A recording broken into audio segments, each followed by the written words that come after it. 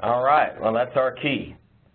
All right, well, hello, everyone. Thank you very much for taking time out of your day and joining us for our monthly technology update overview. I committed to you several months ago that we would do this once a month and pick a different industry topic to cover. Just in case anybody hasn't heard it before, we are recording these sessions, and this information, this live recording will be on our website. So if you go to our website under the news feed, you can actually go to the webinar series and listen to the re-recording along with the presentation material. So, and you can always contact me if you have any troubles finding that. So today we're going to cover the NEC IT solutions. We're going to get into software-defined networking, talk about their servers and storage solutions as well. Real quick, one or two slides. I do it at the beginning of every one of these, just high level on Forerunner and who we are. Of course, please contact me if you have any questions, need more information, like a little bit more detail around that. So we'll cover that, and then we'll get into the NEC IT solutions. And we have Jeff Chavez and Nick Cerrone from NEC, who are going to do a deeper dive into those solutions. I say deeper, high level, but get into some details. And then at the end of it, just like we do on all of them, please, we'll open it up for any questions you might have, okay? So Forerunner, founded in 1988. You know, Forerunner is a little over 100 employees. The thing I really like about this company, well, there's a lot of them, but, you know, over 60% of our company is made up of industry or engineer level technical related people, right? Even a lot of our sales staff have a technical background of some sort, especially around the NEC voice platforms and one of the first to kind of take on the NEC server storage and SDN as well, all right? So our philosophy is quite simple. Customer satisfaction is our main priority, all right? We strongly believe in that. So, and it's things like what we're doing right now, right? The commitment to you, industry training, product updates, overviews, all that good stuff. So, Forerunner is a triple diamond partner for NEC. That is the highest level partnership with NEC. So, of course, you know, the great things around that are discounts, of course, right? So you're always getting the best price from us through NEC. But also the level of support that we get, priority access into their intact for support when problems do come up. And there's a quote from Larry Levenberg, who is the Vice President of Sales and Channel Marketing for NEC, and it's nice to be recognized by NEC as one of their leaders. All right. Our commitment, again, we'd like to be seen as a trusted advisor for you. A lot of us have many, many years of experience in the industry. Personally, myself, 20 years with NEC. So, you know, we want to be seen as that trusted advisor. So please call us if you have any questions or, you know, need help with configurations. Of course, we're always there. But if you want to look into another solution or maybe have a problem that you need support with, we'll be more than happy to help you. So our website's down there at the bottom. My contact information should be at the end of the slide. If not, we'll get it to you. And with that, I really want to turn it over to NEC and let them spend the rest of the time providing you a technology briefing on the solution. Does that sound good? Nick, are you ready, buddy? I am. Thank you, Stephen, for the introduction. And I appreciate the time today to present to your customers about the enterprise technology portfolio and software-defined networking technology that NEC is bringing to the market. So just to give the folks some background information, you know, if they didn't know, NEC is a $24 billion conglomerate coming out of Japan. I liken ourselves to like the GE of Asia. Lots of business units, lots of technologies. Many of you are probably familiar with our voice technologies that are prevalent throughout the world, but we also have market share for satellite systems, submarine cables, one of the 5 only companies around the globe that can lay submarine cables. We have business units working with biometric technologies, display technologies. You may have seen them throughout, honestly, Dunkin' Donuts and Burger King are one of the major users of the NEC displays. And, of course, where my background is in the IT platform. So servers, storage, high availability, and networking. So, yep, I'll just ask everyone to go on mute if they can, just so we don't have any background noise. Thank you.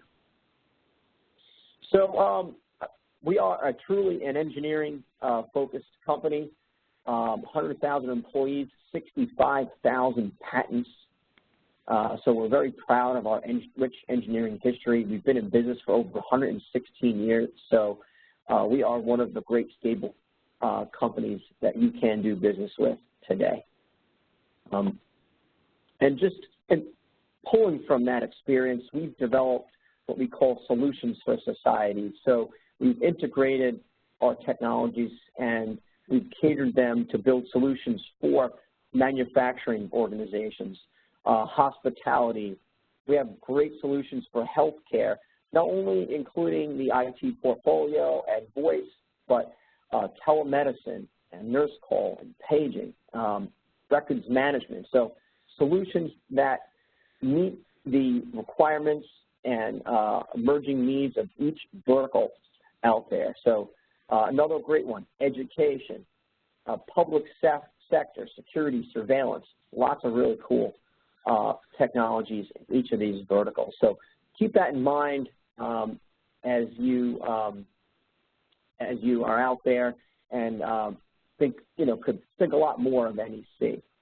To give you an idea about what we're doing in the data center, we have a unified approach where we're integrating our servers, our storage, our networking, and tying that all to the application, whether it be Face Watch, which is our biometrics facial recognition engine, our unified communication platforms, our high availability tools that work with industry-leading applications like SQL, and SharePoint, and Exchange, and make Oracle databases. So we have an approach where we can combine all the technologies and deliver a unified environment.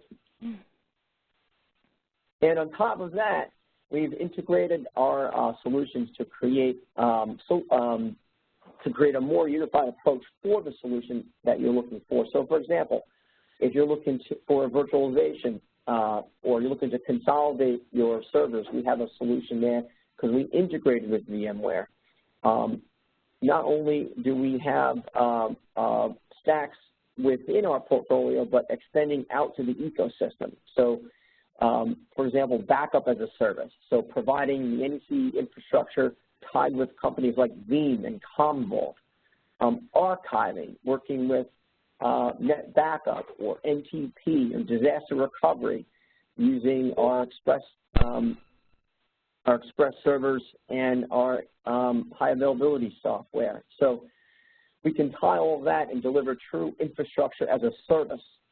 And a lot of that infrastructure can be on-premise, or you can look at private hosted cloud through a relationship with Iron Mountain.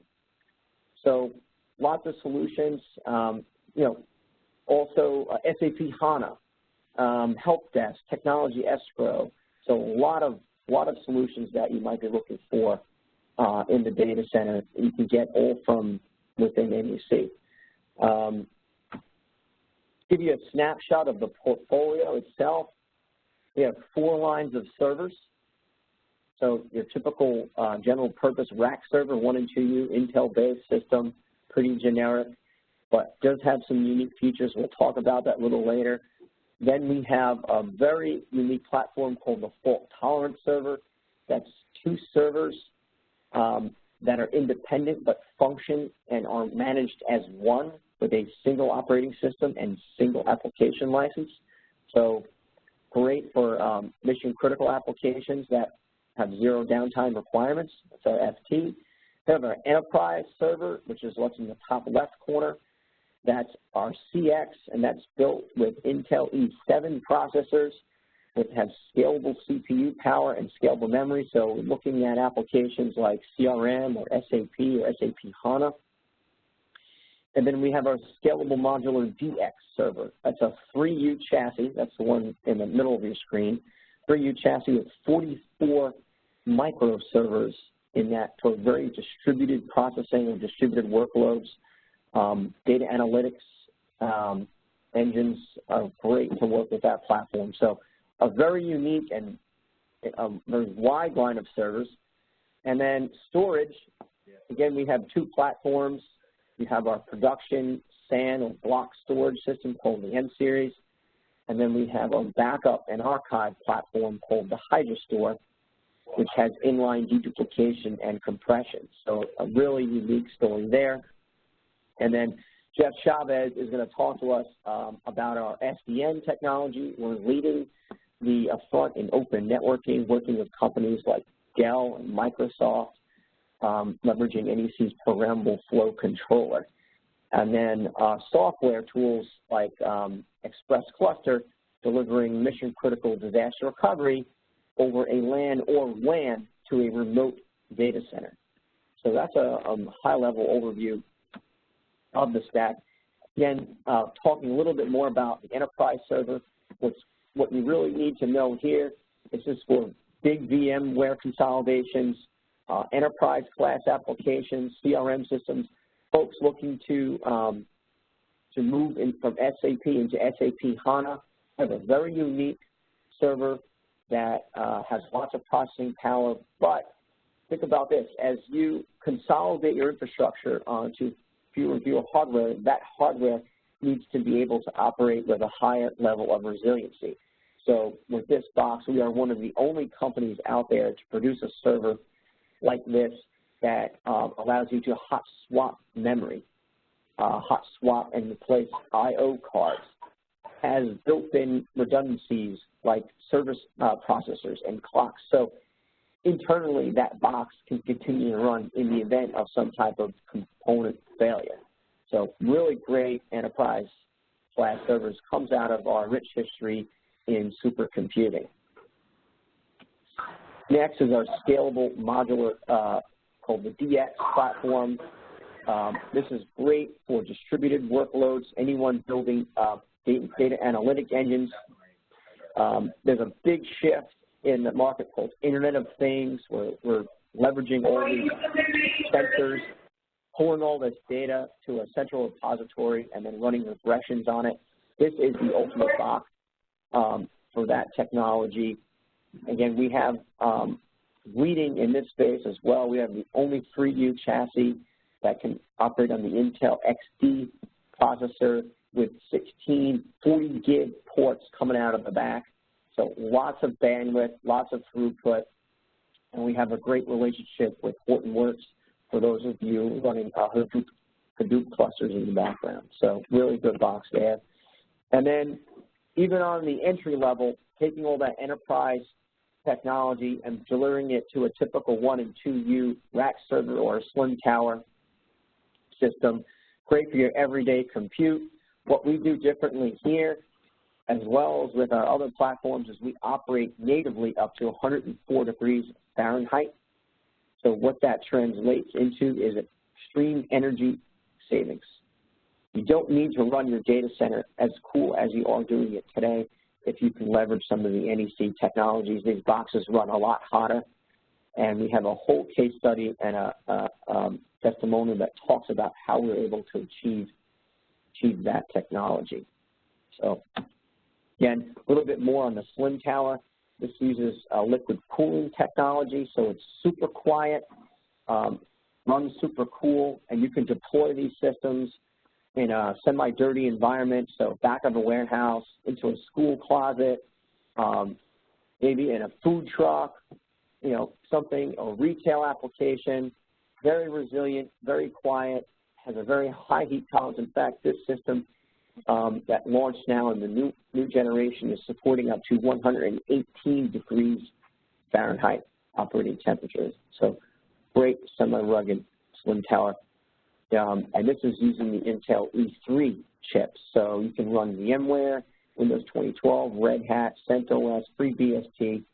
This is a true enterprise box in a slim tower platform. Other cool feature, we talked about the dust resiliency, but this is a whole little study that talks about how important these dust filtration systems are on the servers.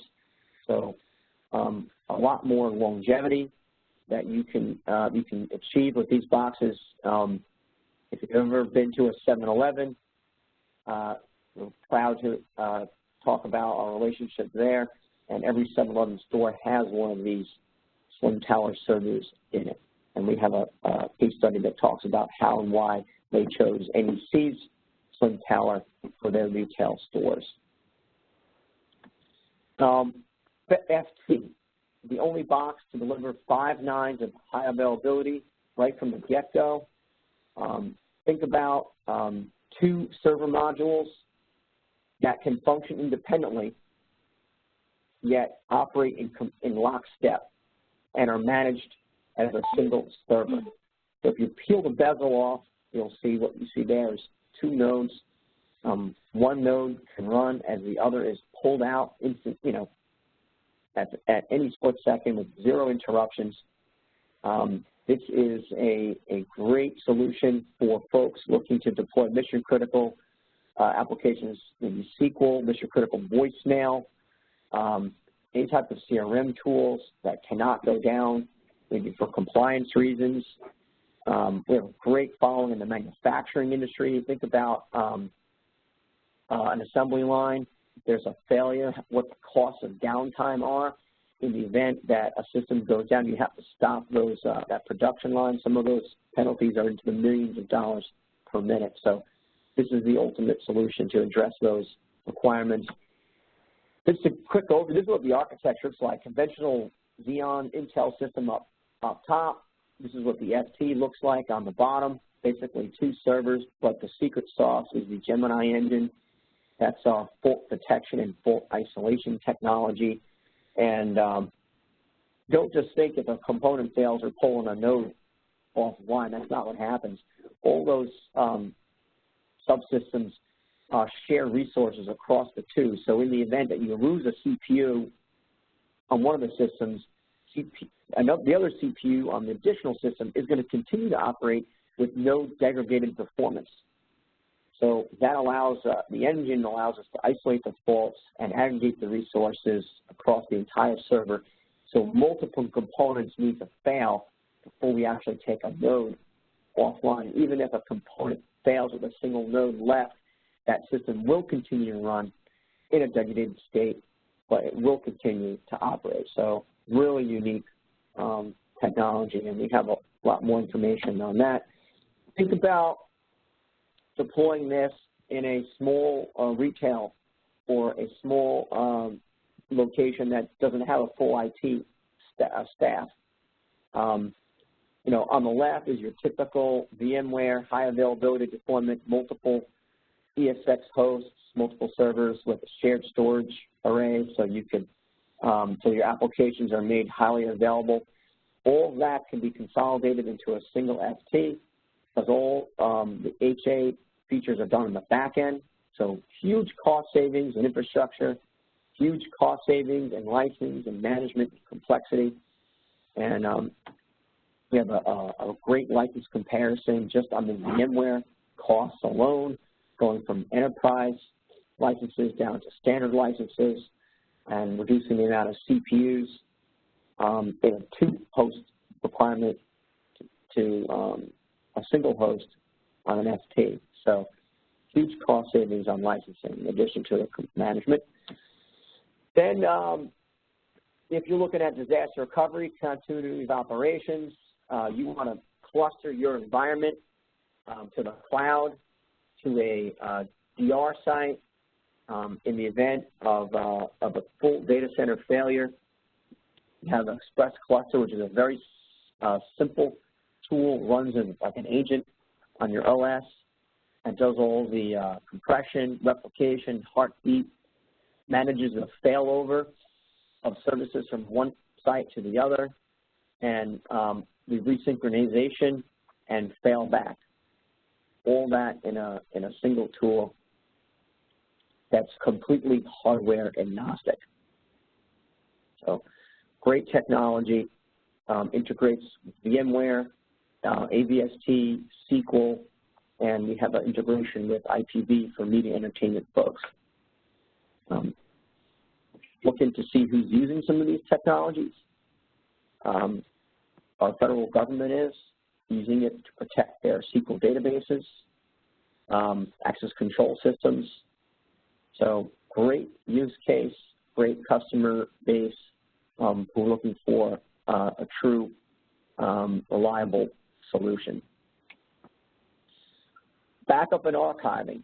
Everyone out there is at least doing backups, and we have a great story with our HydroStore. It's a inline deduplication and compression storage grid, and integrates with some of the best-of-breed technologies out there today: Veeam, Semantic Net Backup, Net Veritas, Commvault, Tivoli, ArchiWare on the archiving side. So it is a grid-based system. You can start with one node, and as you continue to ingest and grow your environment and expand, you can add up to 165 nodes, all under the same file system, all with inline dedupe across every single node.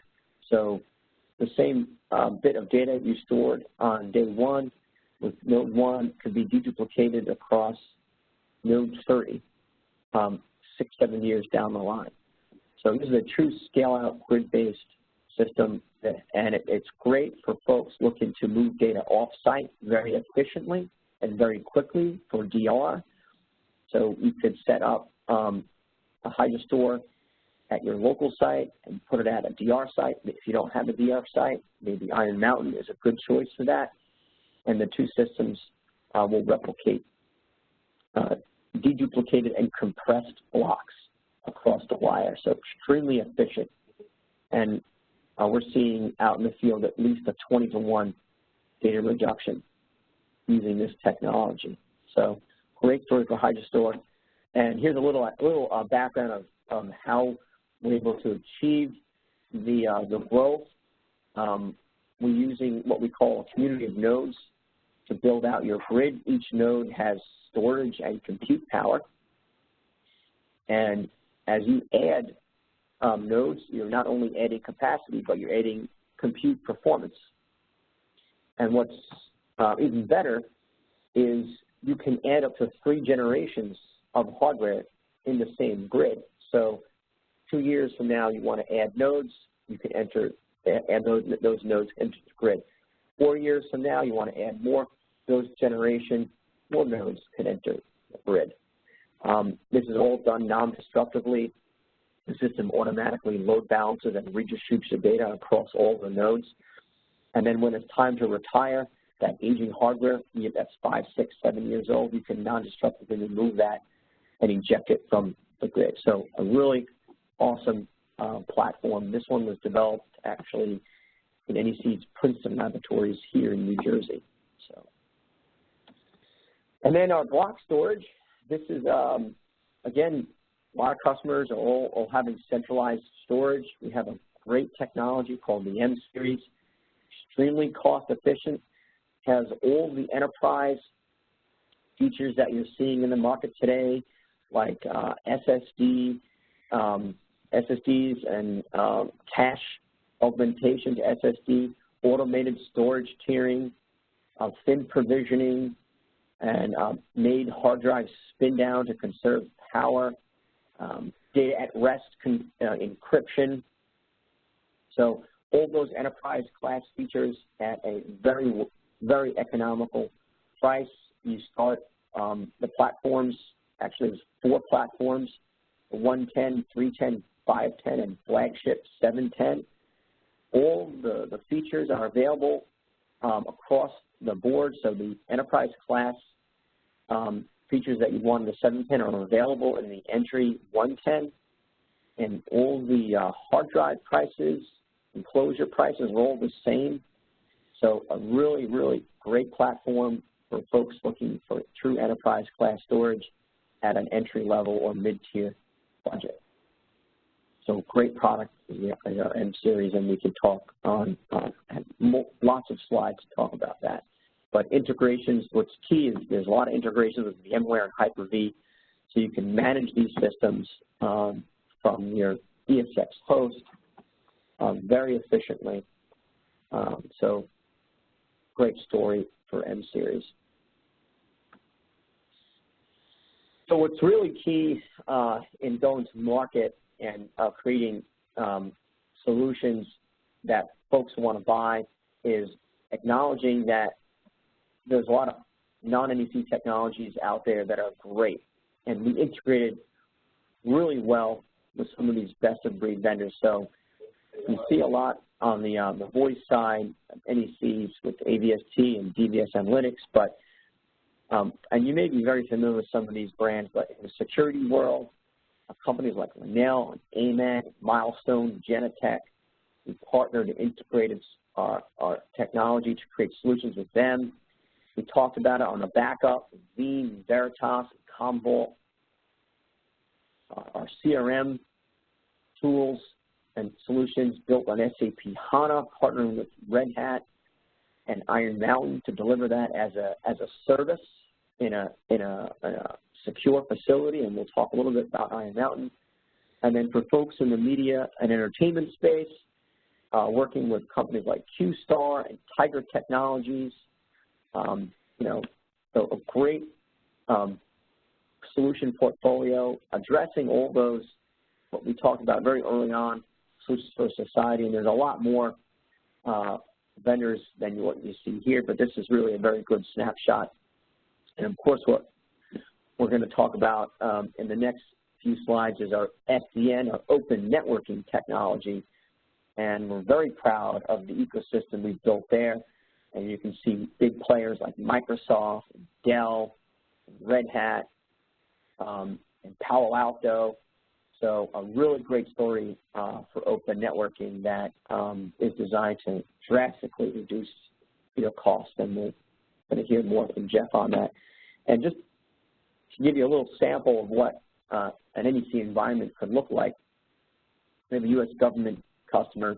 They wanted a simple architecture, something that's standard-based. They want to leverage some of the best-of-breed technologies that are out there. They wanted to mitigate any type of vendor lock-in or the ability to source openly going forward. And we addressed all these concerns with our NEC technologies.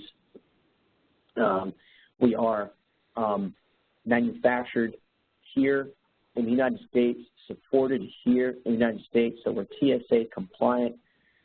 It's one support email, one support desk to reach out to talk about all our portfolio of technologies from server, storage, SDN, backup, so a single point, or what we like to say, single throat to choke. So great story there for someone looking to simplify an environment but get a really good enterprise class stack that allows you to work with other vendors and go outside. There's nothing here that says you must use an NEC server. If you want to add a server to this environment, there's nothing here that says you can't use a different technology for backup or a different type of platform for storage. So we're really proud of what we've done, and that's why we do a lot with the federal government, because of this philosophy. We talked a little bit about Iron Mountain. I don't know if you're familiar or you're working with Iron Mountain today, but if you're looking at any of those solutions like backup as a service or infrastructure as a service or SAP HANA as a service, all those solutions are powered from inside Iron Mountain's underground data center facility out in Boyers, Pennsylvania. It's an extremely efficient hosting site. It leverages underground aquifer for cooling. It's a natural limestone tired mine, so it's, the mine itself is very cool. The ambient temperature is about 55 degrees. The heat is absorbed through the exposed rock that's still there, so very cost-effective power. On top of that, they're located in western PA, so fed by two main grids with very low costs for electricity there. It's got incredible security. It's like going from TSA to get into the mine. and there's lots of federal clients already there. So if you have any concerns about where your infrastructure is hosted, it's there. This is how we, there's a white paper that's published that talks about NEC's private cloud deployment, and it's unique because you can know exactly where your data is. It's in Iron Mountain, it's in this cage, on this rack, in this area. It's not like a public cloud where you really don't know where you're getting services from. We deliver dedicated private infrastructure stacks, and all the NEC technologies are there, including SDN, which you'll hear about momentarily. And again, just to reiterate, one of our strengths is our support and delivery organization that's based out of the United States. Boxes are built, manufactured in DFW, Texas. Our engineers are sitting in Rancho Cordova from level 1, level 3. Everything is supported right here in the USA, so we're very proud of that. And without any further ado, I'd like to turn it over to Jeff Chavez to talk to us about open networking and SDN. So Jeff? And I will Thanks, Nick. Reggie, there we go. Thank you very much. And want to just comment quickly on a good job Nick has done. And for those of you that are in charge of networking and any type of server clusters in your network, one of the things that resonates with our portfolio is resiliency, failover, fault tolerancy. And when you're building these networks, there's no better device or product to put it on than our own equipment. So with that, let me just start going over what we're finding in software-defined networking. NEC started this process in 2008 with Stanford and invested in the Stanford, Nick, where'd your slide deck go? Hold on a second here. Why don't you let me go ahead and well, there's some click ahead for you, okay? Perfect. So what's the yeah, I need to take control because I think there's a process here, Nick. So let me, if I can take control, that'd be great. I had it a second ago, but maybe I can do it now. So what's driving your network today? There's the applications because of virtualization with VMware. All your clusters are being virtualized. The applications running across those don't really comply to traditional routing and layer 3 interoperability with routing tables such as voice and video, and increased demands on mobility have started to drive some changes in topologies. Not only are those things changing, but also the growth and sheer strength, the types of smartphones and smart tablets that are in devices today extend not just from smartphones, smart tablets, but now you've got Internet of Things. You have Nest type of cameras that are popping up in data centers and then also in customer racks for Skype or customer cubes for Skype type calls. But then also you have your Skype calls on laptops, and then you have your wireless infrastructure that you're sharing all these. So all these different devices in the network creates one thing, and that thing is a security breach. And so when you're starting to understand how many different things are in your networks, and as a manager of those networks, and this cross vertical from healthcare to state and local to federal governments, school systems, and these are all network and concerns with the growth of these networks and also devices in networks. Nick? Next slide, Nick, please. So just a little bit today, we talked a little bit about it. Government, transportation, healthcare, retail, and service providers. We have grown our systems substantially since this time last year, over 600 systems. And these systems are in the carrier provider space, millions of access points. Retail, Nick mentioned 7-Eleven and some of the other stores where we're developing these fault-tolerant systems and putting them over a software-defined network. Retail and healthcare, healthcare to protect HIPAA standards and protect those security anomalies we just spoke about, how we can put things in a separate isolation in a software-defined network paradigm where it differentiates itself from general topologies. Transportation, same idea where we're having thousands of customers per second and a couple transportation networks, one in Japan Rail where we're doing 6,000 people a minute going through different types of connections, and then also managing all those devices, running on a 100% NEC solution set with SDN, helping with this hybrid network. And then for government, as Nick mentioned, we're in several deployments in the federal government, DoD space, and that speaks to software-defined networking is in security, providing dual certifications, secret, top secret, and a single switch where yesterday that couldn't be done because of security parameters. Nick? So let's talk a little bit more. This is suite. As Nick went into, we have an Internet of Things offering. We have an end-to-end solution on network strategy where we're providing smart enterprise solutions, and we're enabling all of our solution sets to be encumbered in this software-defined network suite. So we're developing everything so it will react to some type of software application where the application in the network is now talking to the network, which is all software-defined, and the network is now being able to talk back to the application.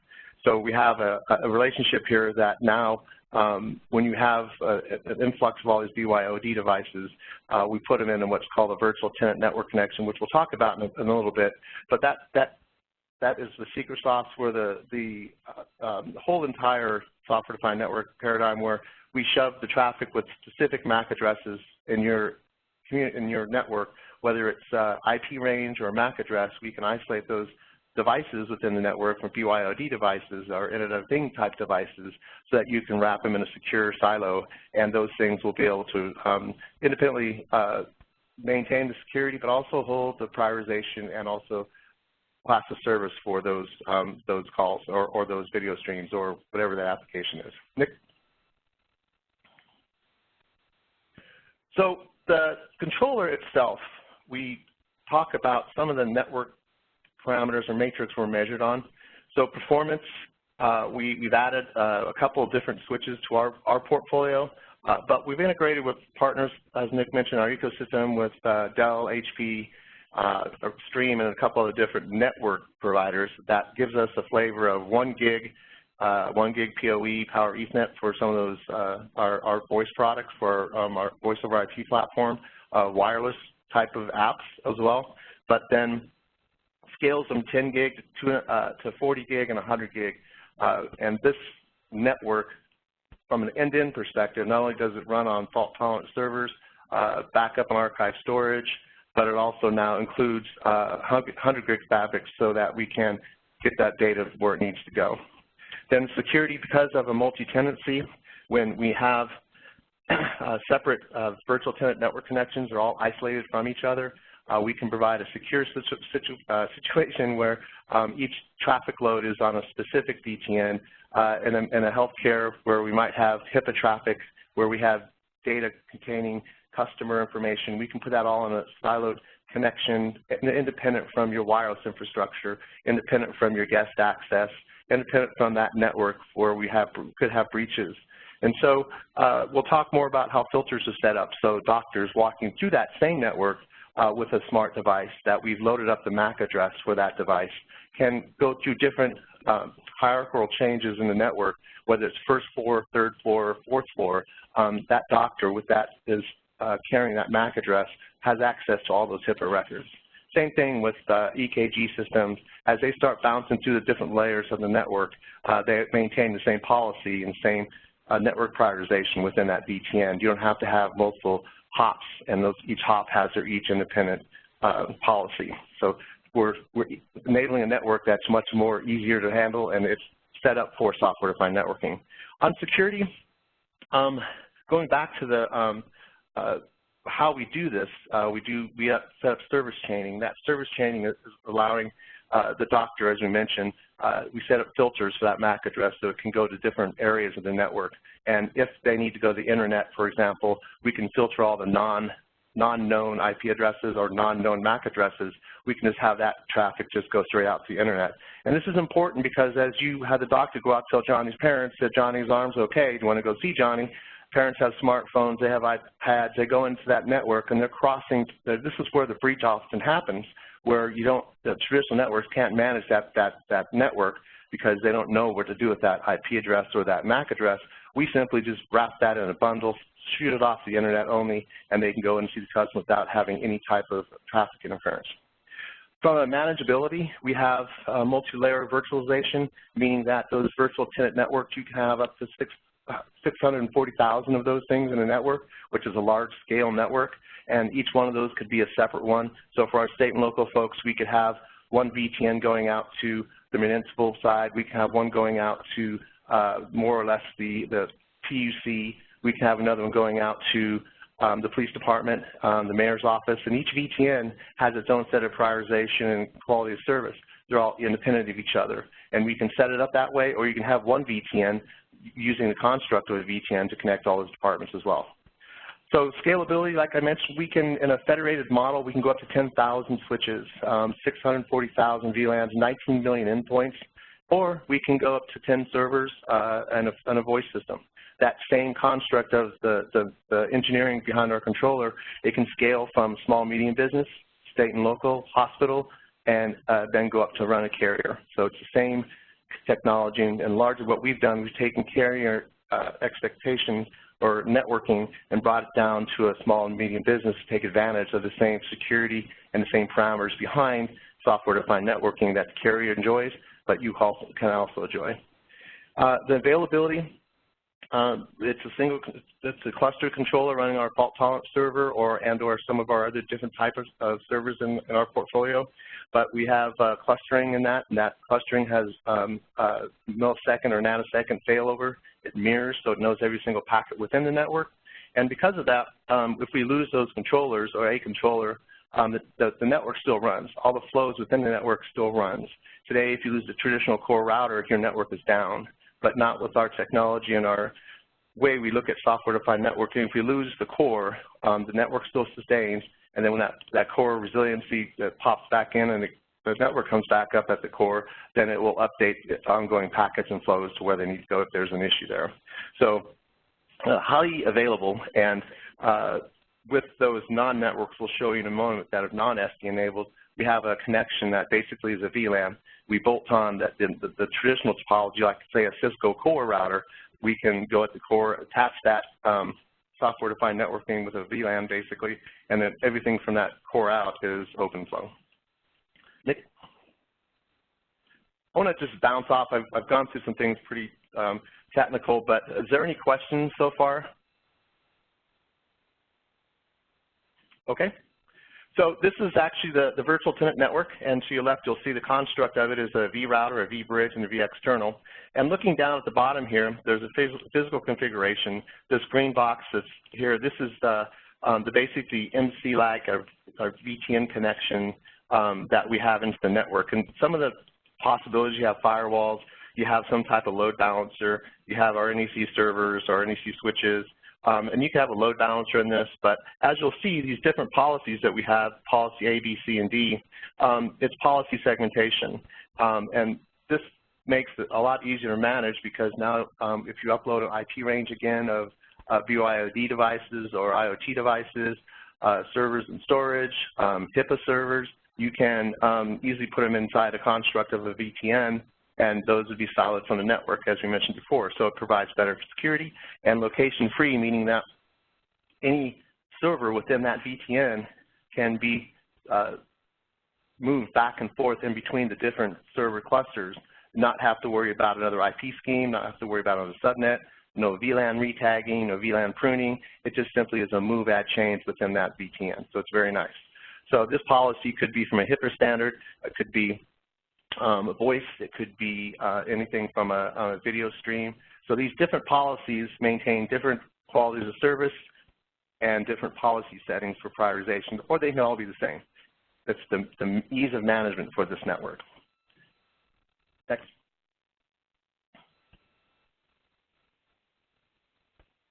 So this is the actual GUI interface that we spoke about earlier. So the visibility into the network now is no longer a CLI command. If you want to set a network up, it's as easily as drag and drop from a physical topology view.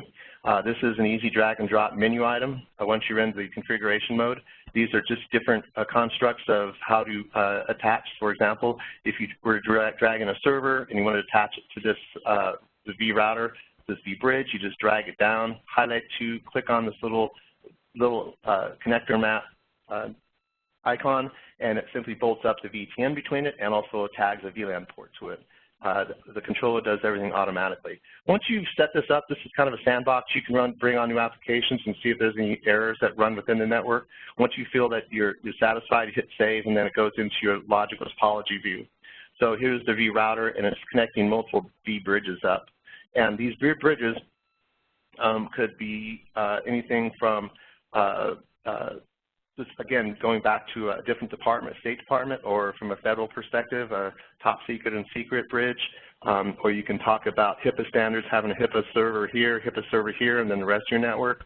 So it's very easily done. If you want to bring on a new service, say you're bringing on another application within your either state and local or in a healthcare, you simply drag in a V router, a V bridge, your server. You can run it right here just to see how it's running from a traffic perspective. Then you can attach that V router to, say, this segment of the network with the V bridge, giving that part of the network access to that server and or that application. Simply done within minutes. And the construct of this whole screen, these are all the V externals and also all these devices in the network. And then the bottom side is the virtual tenant network connections, on each connecting from a V router to a V bridge. Then you can double click on those in the live view, and it'll give you full reading of the network, how it's performing, and you drop packets and you runts or anything that you might need to look at to troubleshoot for quality of service. Thanks, Nick. Next. This is one use case that we look at and talk to a lot of people about because this is one of our customers. It happens to be in healthcare. They were experiencing a lot of delays with a lot of the EKG systems. They were losing connectivity. They weren't able to easily go between different stores or floors. Doctors were having problems connecting in because if they went to the first floor to the second floor, the policies didn't regenerate, and so they couldn't get into the servers, customer server bases. And then they had other people accessing the servers that weren't supposed to access the servers just because of the BOID issue of not knowing who's the friend, who's not. So there's a lot of issues that are going on there. So we did basically a conference with the customer. We did some design and looked at how we could restructure this network with an NEC offering. Normally, it took this customer, when they brought in a new application, like we talked about bringing on a new server or a new application in healthcare, that last slide deck, it takes about 12 days to do that. And they average about $1,200 a day for those engineers. Once we did it the way we had done it, we actually went $1,800, and that savings, about 90% savings, just from going into that whole side of the SDN portfolio. So down to the bottom. So we found that reduced times from 12 days to 1.5 days. Eliminates, because you're adding all the switches in the network, the open flow switches, you give the same IP address of the controller. So the VTNs hold the policies and the prioritization. So there's no configurations at the edge. It's all at the core. Once you configure the core, you just start plugging in the switches, plug in the servers to the switches, the wireless access points, or whatever it is in your network, and that's what they did here. And so it became, an automated and centralized network, and they no longer had to worry about anything about moving VLANs, pruning VLANs, or moving network packets around server clusters, EKG systems, or anything that's very complex in managing. The controller and the software-defined network managed it. Thanks, Nick. So we're going to go into a little bit right now the advantages that we came from that. So from an operational perspective, there's 80% cost in just OpEx, just simply because they didn't have to have the labor force to do all the move, adds, and changes. And once you do the configuration in the controller maintains it, so you don't have to maintain constant changes in the network. So from CapEx, we reduced routers by 80% because the controller does everything in layer 2 at this point. Now you don't have to worry about routing voice or data or any type of packets to layer 3 unless it's within the context of the virtual tenant network. On the traditional topology, you keep it all at layer 2. So it reduced the number of routers. The controller does all that. It manages it. Because you reduce the routers, you also reduce the rack space those routers took, 65% in this case. And then because you're removing those items, you're reducing power. So we were able to virtually consolidate firewall, do service chaining for the rest of the network, and those drop the costs up to 90%. So by doing all the OpEx and CapEx removal and also enhancements, the business agility, we were able now to deploy services more rapidly and applications.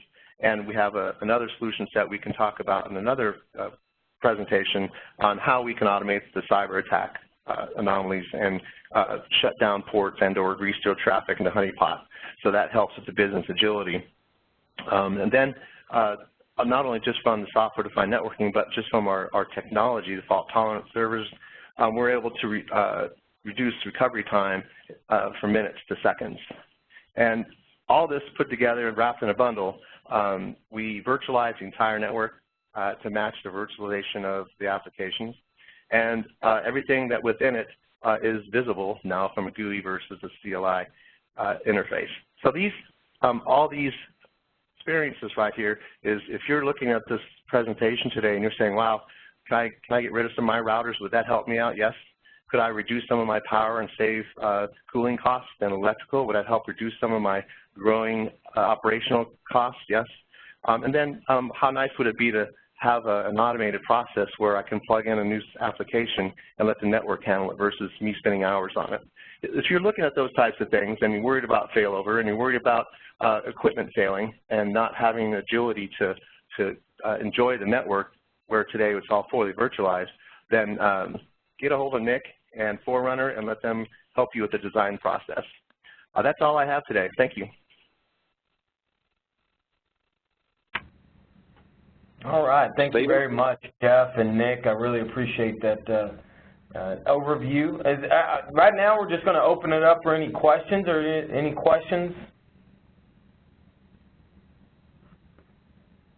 You guys, I'm sorry. Okay, yes, sir. I think I just got unmuted. Sorry about that.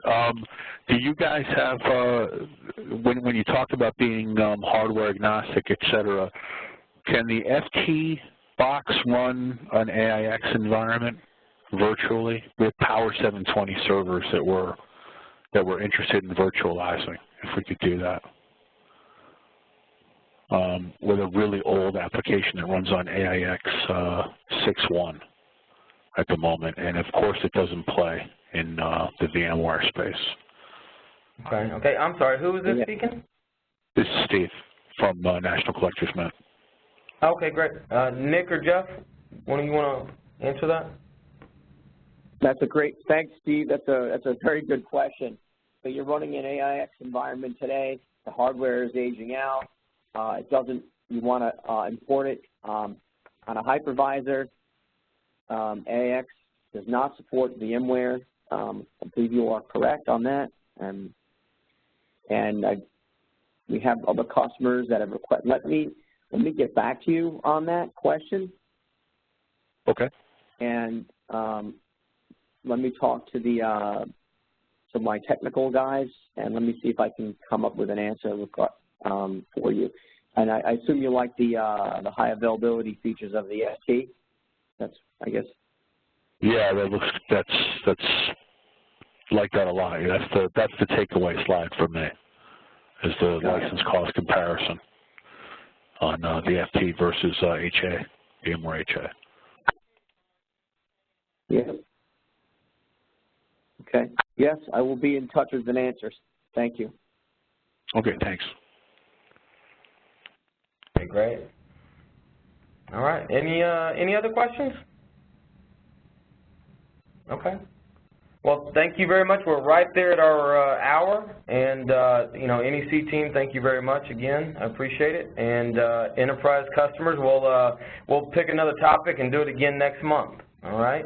If you have any questions, please reach out to me, and we'll get back to you, sir, on that question. All right. All right. Thank you. Y'all have a great day. Thank you. Thank you.